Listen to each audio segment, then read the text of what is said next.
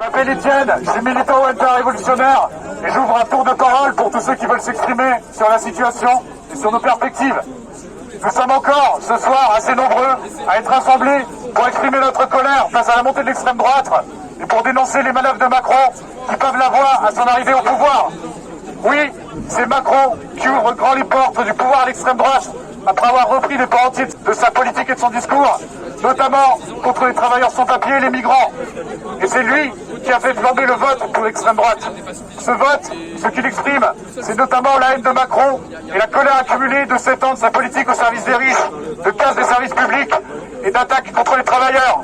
Et ceux qui profitent de cette colère, ce sont les Bardella, Le Pen et autres Zemmour qui la dévoient pour la transformer en haine des étrangers, des immigrés, des femmes et des minorités de genre.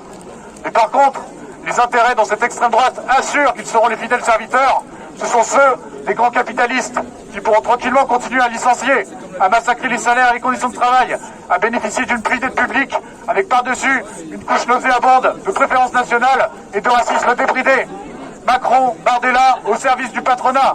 Derrière tout ce personnel politique qui se renvoie la balle, se trouve la même classe sociale qui montre ses aspirations à la mise en place d'une politique de plus en plus dure, de mise au pas des travailleurs et d'austérité pour les classes populaires. Et aucun pro-populaire ne pourra arrêter le rouleau compresseur patronal. Au contraire, cette gauche qui aujourd'hui prétend faire barrage à cette marée brune, elle porte une lourde responsabilité dans les résultats de dimanche soir.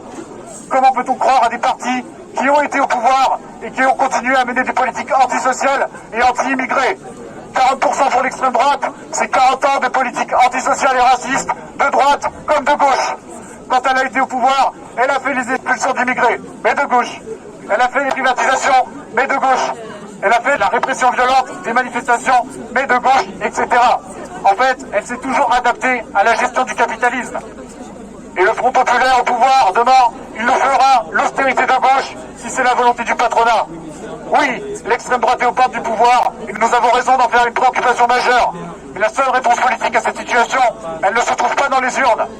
Faire reculer l'extrême droite, l'affaiblir politiquement, ça commence par se mobiliser partout sur nos mots d'ordre et sur notre terrain.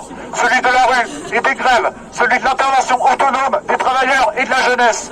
Quand les travailleurs se mobilisent derrière leurs revendications, salaire, conditions de travail, services publics de qualité et unité de notre classe contre toutes les divisions racistes semées par en haut, et bien à ce moment-là, l'extrême droite, elle rase les murs. Il faudra nous sauver nous-mêmes.